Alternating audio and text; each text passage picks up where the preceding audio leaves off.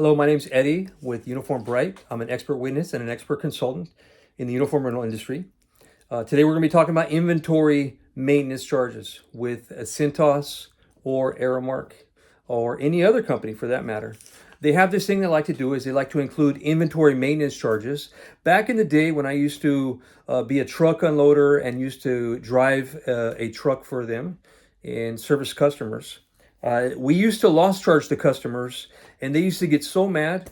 And so they stopped doing it. The industry went to just charging an insurance, call it, and then it's just automatically charges. It's been accepted by the clients, by the business owners, and unfortunately, for the business owners, they're paying for more money than what they should be paying because this end up being charged 2%, 4%, 6%, 8%, and even in one case, and this might be true for you, but you'll see that you're actually paying more for the inventory maintenance charges than you are for the actual charge for the towels.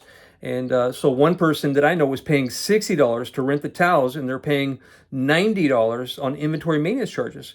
And so what I did is I come in and through legal jargon, which is in the contract and in legal law, I come in and write a letter, and we get those things removed. So don't settle for it. Don't get pushed around by the uniform rental company.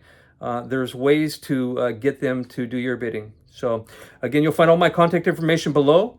If you want a free consultation, go ahead and email me a copy of your contract and an invoice, and we'll go from there. We'll schedule a call. All right, talk to you later. Bye-bye.